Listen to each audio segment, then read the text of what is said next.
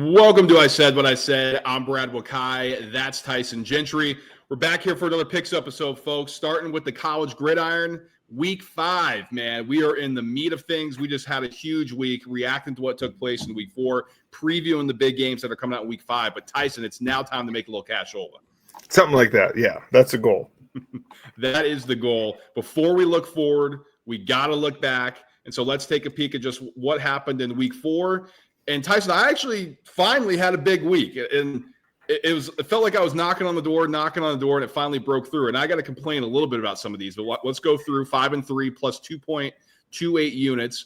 Play of the week, Kansas minus 12.5 got home easily. That was a rocking chair play against West Virginia. Iowa money line on Friday night. That got a little scary, but Iowa went on the road and covered there. North Texas money line. They're up 21-0 in the first quarter. I thought this was a rocking chair play. It went to overtime. I mean, they blew the game. I thought for sure that this thing was turning. I was getting pissed. UAB Tennessee over 69.5. Shout out Dilfer. He put up some points, and of course Heupel did as well. Then Washington minus 19.5 in the Apple Cup, getting that baby home. Now here's where I have some qualms. Louisville minus 25.5. I'm just thinking all ahead right now. Louisville minus 25.5. They are dominating Bowling Green. And Bowling Green can't move the ball. Literally, the final 2 possessions they have, they score 2 touchdowns. They get inside the number on the back door. Ridiculous. SMU TC over 62.5. We can't get that over because the ref on 2 touchdown passes in the end zone, they somehow don't find enough evidence when it's clear as day to everybody that those are TD catches. Come on. So that's a miss. And the only one that I think I was on the wrong side of was Arizona State and Baylor over 60.5. So 5-3 week again, plus 2.28 units. I'll take that any day, though. I was out sick last week, and it just resulted in, Brad had full confidence, and I wasn't here to beat him down. And I'm sorry if the picks don't go well. If the picks don't go well when I'm on this week, like, we know what we have to do. I just need to stick to the NFL at this point. I went 2-3 in the week, down 1.14 units. Texas Tech, Utah under 56.5 got home. Idaho plus 14.5. Should have won the game, Brad. Mm-hmm. Should have just won the game. Iowa Rutgers under 46.5. Hilarious miss. Illinois, Indiana under 52.5. Don't even care. Like, it was just so awesome. I could care less. And then Hawaii money line. Probably should have won the game, Brad. Yeah, they probably should have. That was an interesting one late on the island. They dropped that one. And that was my bad, too, because I didn't get a play of the week from Tyson. So we had flat units across the board. We didn't get a little extra boost. Maybe that helped. Maybe it hurt. I don't know. We'll never. I'm not telling. On the season, I'm down 4.92 units. Tyson down 1.11 units. As a podcast, we are down 6.03 units. We're going to try to we're going to try to get things rolling here in conference play. So without further ado, you guys know what time it is. It's money-making time.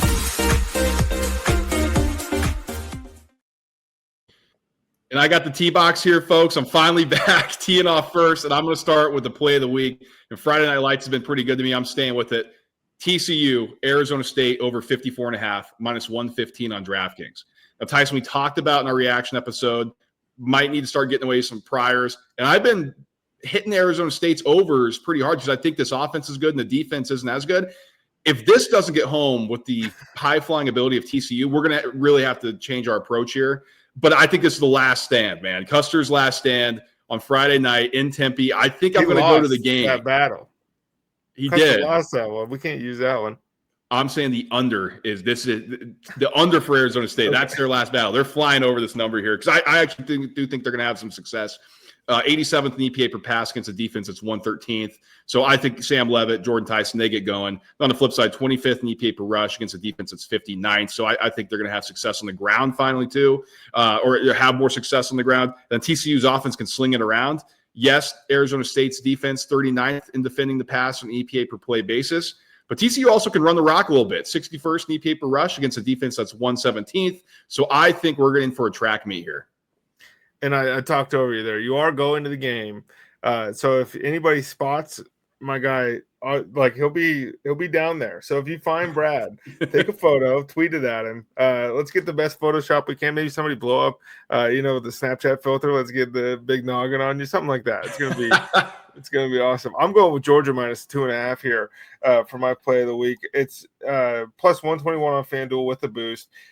We talked about it on our preview show. I don't believe the Kirby Smart had an Alabama problem. I think he had a Nick Saban problem. I don't believe Kalen DeBoer's Alabama presents those same challenges. And yeah, they're going to throw the ball a bunch, and Georgia might be susceptible to that. Or that's just all teams can do because you can't run the football on this team. I think Georgia wins. Alabama, Kalen DeBoer has shown that they can't go on the road and get these things done. I got Georgia. And yeah, we're using a ton of boosts here on FanDuel and DraftKings, folks, just this week. So, I mean, yeah, I guess it's kind of helping our numbers out, but you got to take advantage of this stuff, you know? So we're giving these out. We're telling you this is a 50% profit boost in the Georgia-Alabama game on FanDuel. Go check that out if you're ready to bet that. Tyson likes Georgia -2.5. Clearly, we're going to use that to get a little bit better number. Next one for me. This is just a principal play. I got to go Notre Dame, Arkansas over 63.5 -110 on FanDuel. Like, yeah, I could be stepping on the rake here, and all of a sudden, like, these offenses can't score and these defenses turn into the steel curtain. But what I've seen this season has been a joke. I mean, Chris Ash, you want to talk about burning a house down when you're the babysitter? I mean, what Al Golden's built there, what this defense has turned into 4 weeks later is alarmingly bad. And so I think this Arkansas offense is actually really good with Taylor Green, and their ability to run the football has been good. 13th in EPA per pass, 5th in EPA per rush for Arkansas against a defense that's 130th and 60th. So Arkansas, yes, they blew the game against Memphis, but I think they're going to come in focus. This is a huge, huge game for Sam Pittman and his team if they can beat Notre Dame and eliminate them. But on the flip side, Tyson, Notre Dame's offense is actually really good. Yes, it's just 88th in EPA per pass, but I think CJ Carr is starting to settle in. But it's the running game that really is explosive. 34th in EPA per rush against a defense that's 117th in EPA per play against the run game. I think this is up and down, up and down. We see a shootout. Well, you think Taylor Green's the best quarterback in the country? Yeah, sure. so that's probably why. My next one, I didn't take it for the play of the week, but I'm with Brad on the over in the TCU Arizona State game. Pretty much all the reasons you laid out, but mostly because when Brad goes to games, fireworks go off. This is going to be sweet.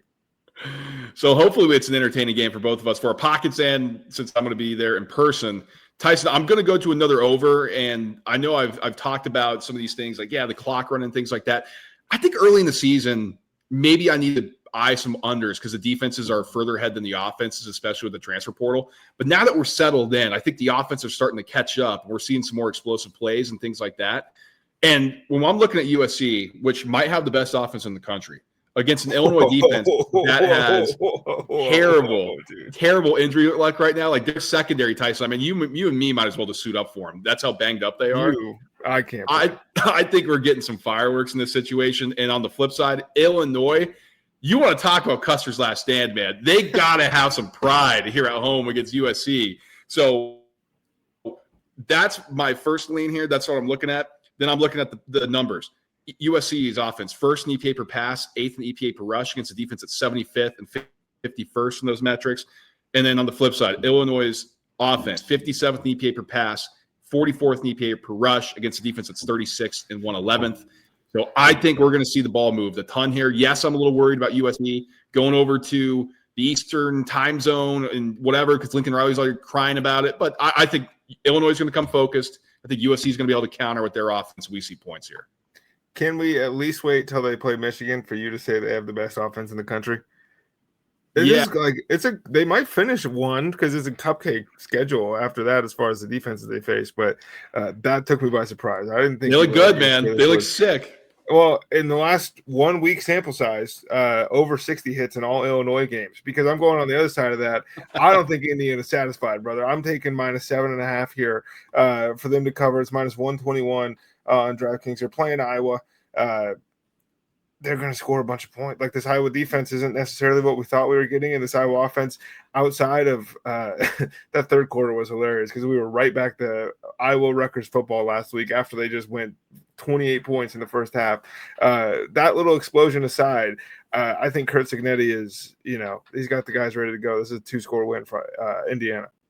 I hope so. I mean, my brother's an alumnus. I'm not a fan of Iowa. I would love for Indiana to roll it on him here. This one is scary, man. Kennick, it's always blah, blah, blah. So let's see if Cignetti is the new Nick Saban. He's flipping the bird to those kids, dude. That's what he's doing. Oh, man. All right. Let's keep it rolling here, Tyson. I got Navy -13.5, -120 on FanDuel. They're playing a Rice team that adopted the triple option. They hired the coach from Davidson. It's the first season they're implementing things. I think there's going to be some more passing attack coming out of this.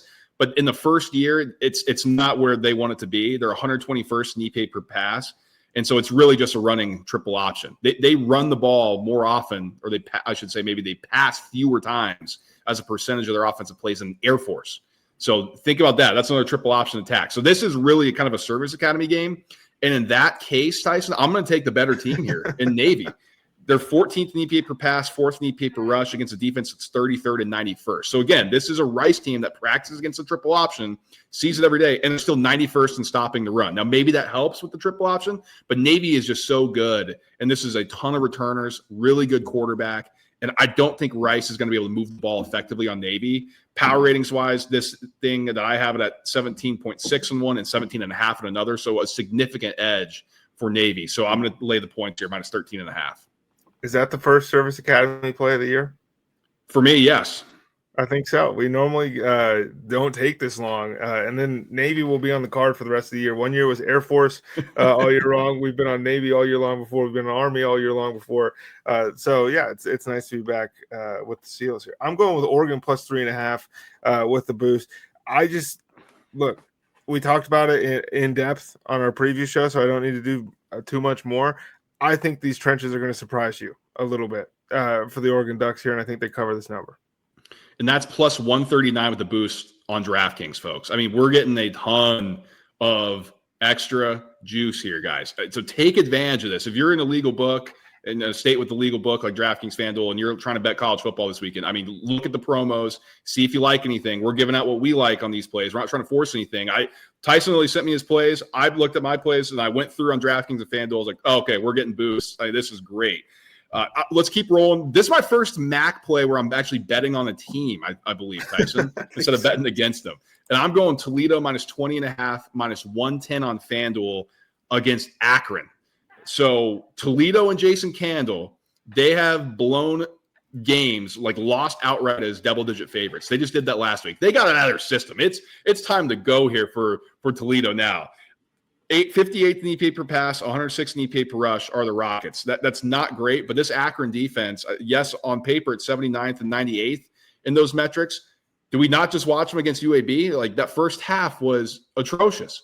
And now they bowed up in the second half a little bit, but I think that's more to do with UAB and maybe the coaching staff not quite being a little buttoned up down there. But I think the Toledo offense is ready to put it on them. Chip Trayanum, Tyson, does that name sound familiar to anybody? Dude, he's been playing college football forever. Forever. Dude, once you go, yeah, I'm pumped about it. No, that was going to be my point. I mean, yeah, everybody's like, Chip Trayanum, that sounds familiar. Yeah, Ohio State, he's also like 40 years old, so I think he's a grown man. He's going to run all over these guys. College in I think his first year he played was 2020 as a COVID year. Yeah. One of the last, he's like a dinosaur now. The last year of the COVID remnants. And to close out, Akron's offense, Tyson, this is just one of the worst. 122nd in EPA per pass, 85th in EPA per rush. Jason Candle's defense, 6th in EPA per pass, 52nd in defending the rush on EPA per play basis. So I think we have a huge edge, and Toledo's going to have a ton of the ball. I think they're going to score a ton. Power ratings wise, this has it at 24.2 and 21 on the two I look at. So again, a little bit of edge there. I mean, we can't talk about Chip Trayanum and not say that he had like 160 twice already this season, and there were 40-yard games sprinkled in between there. But this dude's averaging 6 yards a tote. He's also you gotta love the bowling ball. I mean, he's a little taller than some of these guys, but he's like 5'11". He's got to be 230. He's big. He's a big boy, but he's when you get grown man strength like that, it's a little different.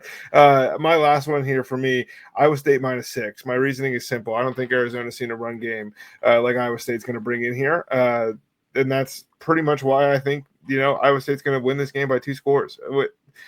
This feels weird that this is the battle of unbeatens at this point of the season in this conference, does it not? Yes, it does. It does. And why it feels weird because Arizona is undefeated going into this game. I think Iowa State rolls. This is an interesting game. It looks a lot different at Arizona. I'm curious if they can sustain this. Tyson, there's some chatter that maybe because the first regime, there are a lot of people that stayed and didn't go with Jedd Fisch. And, Brent Brennan comes in. And it was like a lot of cultural locker room kind of weird stuff there. They were just completely got rid of everybody and brought in new people in the transfer portal. So apparently there's a little bit better of an attitude there. Take it for what it's worth. We'll see if that even matters. If it was in Tucson, I might feel different, but it's in Ames. Yeah. Okay. Big boy time for me. I'm closing out with 3 picks. They're all marquee games. My first one, I'm taking LSU money line plus 105 on DraftKings. I'm hearing all this stuff about, Ole Miss, and everybody's talking about, Lane Kiffin and his daughter's dating Whit Weeks, and Lane Kiffin's on Twitter saying bet the over, and everybody's like, this game's going to go way over. This all these teams do is combine for the over. If you want to be a trends guy, that's fine. I'm looking at this on the field this year. That's how I like to look at things. And what I'm seeing is that this defense is real for LSU. And Ole Miss hasn't played a real defense yet. Like, I know everybody's talking about Trinity Chambliss. Is he better than Nussmeier? Look at his numbers. I'm like, probably not, because he was at D2 Ferris State last year, and now he's played 2 games against Cupcakes. Now we're crowning him. He didn't even beat out Austin Simmons. Like, what are we talking about? Champions, Ferris State, I think.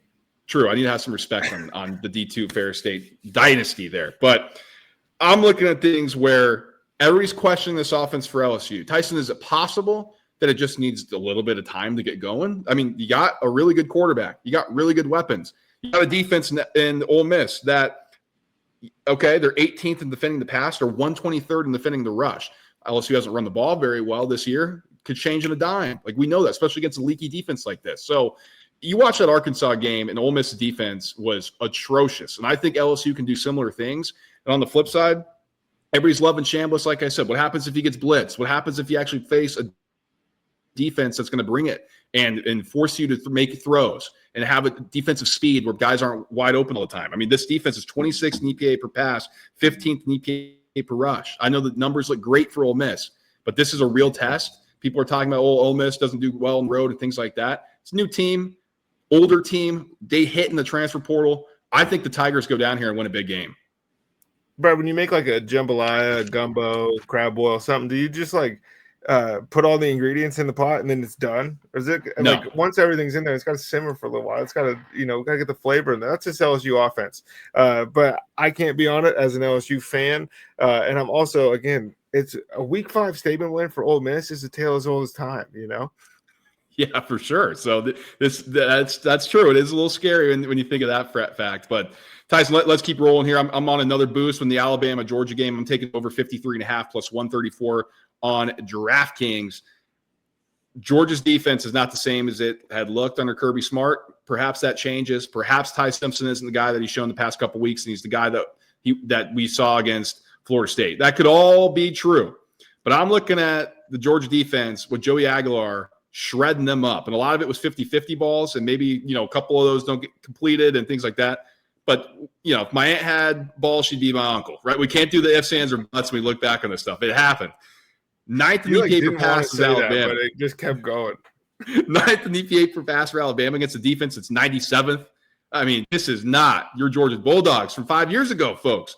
Now, Alabama, Jam Miller's back. So this 70th in EPA per rush, I think we can upgrade that a bit. Now, Georgia is good at stopping the run. 10th in EPA per run. But I think we're going to see more explosive offense from Alabama. We're going to spread this thing out, and I think we're going to get a similar look to what we saw with Tennessee. And Tyson, last year, they were going up and down the field on each other. So this team's low to me, plus we get the boost, get a little bit of extra money here, and I'm going to have a little fun with this game late night. Hey, if it's the Tennessee game all over again, then I cover and you win. Last one for me. I'm hearing a bunch of disrespect. I'm hearing people saying no way they win. Give me Penn State money line with the 50% profit boost on FanDuel, minus 110. We're getting that down from like minus 160 all the way down to minus 110. I mean, what is happening here? I mean, I'm feeling like I live in bizarre world. Everybody's pointing big James Franklin, 4-20 against top 10 teams. Yeah, like 90% of them was against Ohio State, where Penn State wasn't supposed to win those games. So like, you're just throwing numbers out. So we're sitting there, we're festering. We're stewing. We're sitting there. All right, that's fine. You can take our pot shots.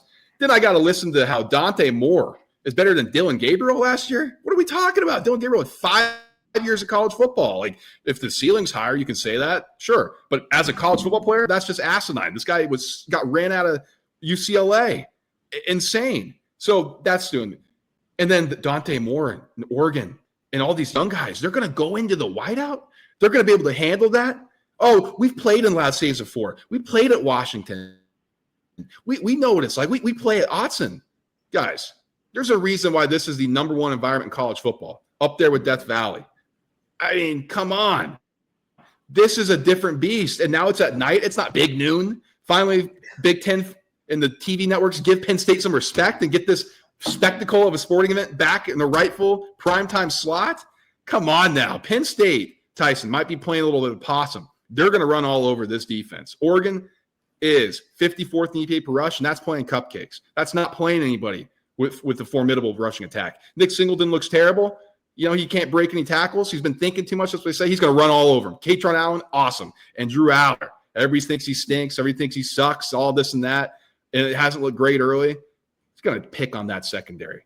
He's going to pick on those young guys on the outside. We're going to see this new receiving core up in action. Penn State makes a statement win in this game. And you know what we're going to hear after it when it happens, Tyson? Well, maybe Oregon's just not that good. And that's what's going to happen. That's going to be the new spin on it. Give me Penn State and a big win here. Are we going to get viral? Remember, was it 2017 Mo Bamba moment against Michigan? 2016 was the first one. 2019 was the next one when they had to call the timeout too. Okay. Yeah. Are we going to get a moment like that? We're going to get Dante Moore 3 interceptions. Are we starting the game with the Penn State PA system playing a song until there's 7 seconds left on the play clock? That's what I'm asking. We might. I'm pumped for this. This is a great weekend of college football. It's a great weekend across the board. We got the Ryder Cup starting tomorrow. If you're into golf, if you're into exciting sporting events, if you're into America, that's a great place to be. If you're into Europe too, I guess. But and then we got college football all day Saturday. And more Ryder Cup. And then we have the NFL on Sunday, and all those picks are going to be in the Discord. Group name, as I said, what I said, tons of different channels in there. This is one of the better weeks that you can hope for. You know, we all like these don't come around much. And so look, I don't think anybody's getting anything done tomorrow. So let's just all be in there together. Absolutely. Get in the Discord. We got a bunch of new people that have joined. Sharing plays. It's been fun to see. In the meantime, though, like, subscribe, and share the show. Don't miss a single thing we do. Like Tyson said, we got NFL picks. We got the NFL weekend. So we're going to be giving that out, and the show's going to be coming next. Subscribe so don't miss a single thing we do. Like I said, smash the like button on the way out. If you're watching on YouTube form, share it with a friend, with an enemy. You guys know the drill by now. And we got a ton coming out. Like Tyson said, Ryder Cup will be reacting to that. So make sure you don't miss a single thing on that front. We got a big weekend ahead that we're going to react to next. So we will talk to you when we give out our NFL picks. And until then, guys, peace.